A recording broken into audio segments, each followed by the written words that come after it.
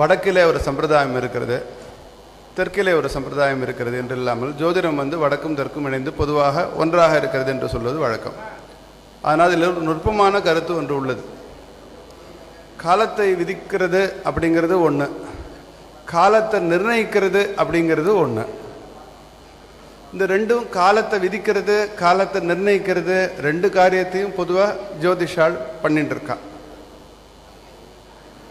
ஆனால் அதுக்கு நிறையா ஜோதிஷ நூல்கள் பிரமாணங்களாக சாஸ்திரங்கள் இருக்குது, அதை ஒட்டி நம்ம சொல்லிட்டு இருக்காங்க. ஆனால் ஒவ்வொரு காரியத்தையும் அதற்குரிய காலத்தை எவ்வாறு விதிக்கிறது, அவ்விதமும் விதிக்கப்பட்ட அந்த காரியத்தை எப்படி நிர்ணயிக்கப்படக்கூடிய விதத்தில் அதை எப்படி செயலாற்றுவது என்று தனித்தனியாக ஜோதிஷத்தில் நூல்களில் சொல்லப்பட்டாலும் விசேஷமாக சொல்லப்படுவது எங்கன்னா நம்முடைய ஆகம கிரந்தங்கள். ஆக தனியாக ஜோதிஷ சாஸ்திர புஸ்தகங்களை மாத்திரம் வச்சுண்டு நம்முடைய கலாச்சாரம், நம்முடைய பண்பாடு, இந்த அனுஷ்டானம் விதிக்கப்படவில்லை. ஆகம கிரந்தங்களில் ஆங்காங்கே தனித்தனியாகவும் விசேஷமாகவும் சொல்லப்பட்ட இந்த கால விதி, கால நிர்ணயம், இந்த கிரியைகள், இவைகளை நம்ம சேர்ந்து ஒன்றாக பார்ப்பது வழக்கமாக இருக்கிறது. அதனால் தெற்குக்கு ஒரு பிராதானியம் வருகிறது. இதை மாதிரியான ஒரு அனுஷ்டானம், இதை மாதிரியான ஒரு கலாச்சாரம் முன்னாடி இருந்திருக்கலாம், இப்போ வடக்கில் நம்மளால் பார்க்கக்கூடியதாக, இப்போ காணக்கூடியதாக இல்லை. ஆனால் இதற்கு ஆணிவேராக இருக்கிறது நம்ம தர்மயாதீனம். தர்மயாதீன பஞ்சாங்கங்கிறது உலக புகழ்பெற்ற ஒரு பஞ்சாங்கம், வாக்கிய பஞ்சாங்கம். அதனால தர்மயாதீனம் செய்வது மிக மிக பொருத்தம். தர்மயாதீனம் மட்டும்தான் இது செய்ய முடியும். இந்த சைவகமத்துக்கு அடிவேராக இருக்கக்கூடிய நம்முடைய ஆதீனம். இந்த இடத்துல ஒரு வரவேற்புரை தான், இது விரிவுரையாக இருக்கக்கூடாது. நம்முடைய போகிறதுக்கு ராஜா சுவாமிநாத சிவாஜியால் ஒரு 2 நிமிடம் மட்டும் எனக்கு தரும்படி நான் கேட்டுக்கொள்கின்றேன். இந்த குழந்தைங்களுக்காக திருக்குறள் படிச்சிருக்கீங்களா? அதில்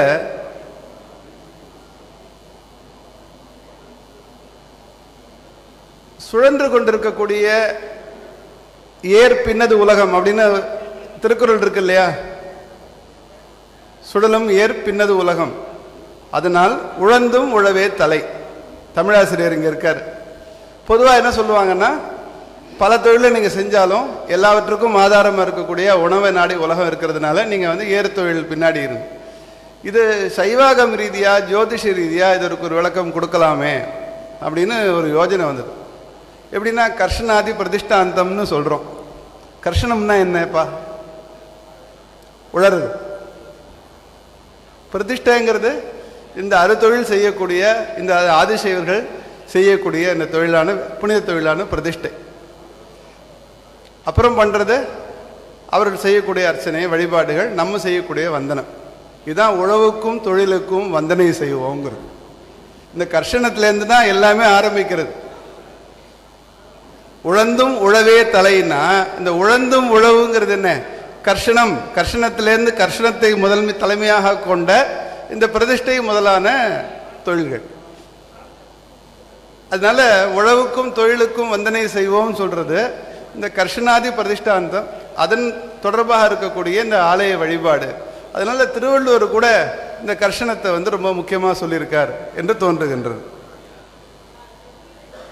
இந்த திருநள்ளாரை பொறுத்த வரைக்கும் இங்கேயே இந்த சதஸ் நடக்கணும், இந்த ஜோதிட வல்லுநர் மாநாடு இங்கேயே நடக்கணும். அப்படின்னா சனி நீராடு அப்படின்னு ஔவையார் வாக்கு உங்களுக்கெல்லாம் தெரியும். சனிக்கிழமை தோறும் திருநள்ளாற்று பெருமானுக்கு எண்ணெய் ஸ்நானம் பண்ணி அவ பூஜிக்கணுங்கிற கல்வெட்டு இருக்கு. இந்தியாவில் இருக்கிற ஒரே இடம் திருநள்ளாறில் மட்டும்தான். தெரிஞ்சிருக்கும் உங்களுக்கு. சனிக்கிழமை பகவானுக்கு எண்ணெய் சாற்றி, நல்லெண்ணெய் சாற்றி. பழைய ஜோதிஷ நூலில் பார்த்தோன்னா அதுக்கு இது இருக்கு. ஒவ்வொரு கிழமையிலையும் எண்ணெய் ஸ்நானம் பண்ணலாம், ஒவ்வொரு கிழமையில எண்ணெய் பண்ண, எல்லாமே நம்முடைய கலாச்சாரம், நம்முடைய மரபு எல்லாமே அடிப்படை ஒரு காலக்கணக்கை வச்சு தான் எல்லா காரியத்தையும் எல்லாத்தையும் எல்லா நேரத்துலையும் பண்ண முடியாது.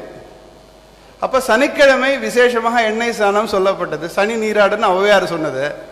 சனிக்கிழமை திருநாட்டு சுவாமிக்கு எண்ணெய் ஸ்நானம் பண்ண அவர்கள் அபிஷேகம் பண்ணுறது, அதற்கு உள்ள மானியங்கள் கொடுத்ததற்கு சோழர் காலத்து பழமையான கல்வெட்டு திருநாட்டில் மட்டுமே இருக்கின்றது. ஆக இந்த சனிக்கிரகம் முதன்மைங்கிறது இங்கே அந்த தர்பாரணேஸ்வரரும் அந்த சனிக்கிரகமான அந்த பகவான் அவருடையதும் இந்த பழமையாக வந்திருக்கிறது. இன்னொரு விஷயம், இன்னொரு புஸ்தகத்தில் நான் பார்த்தேன், பிராணாயாமம் அதில் பண்ணும்போது சனைகி பண்ணுன்னு சொல்கிறான். சனீஸ்வரனை போல பிராணாயாமம் பண்ணு, நீங்கள் பார்த்துருப்பெல்லாம் தெரியாது. ஒரு பிராணாயாமம் ஒரு யோக சாஸ்திர புஸ்தகத்தில் சனைகி பிராணாயாமம் பண்ணு. அமரகோஷத்தில் சனைகின்ற பேர் சனீஸ்வரனுக்கு வந்ததுக்கு மன்மந்தன் மெதுவாக வரவர், மெதுவாக இடம் பெயர்கிறவருங்க இருக்கு. ஆக இந்த பிராணாயாமமே சனைகி பண்ணணும், சனீஸ்வரனை போல பண்ணணும்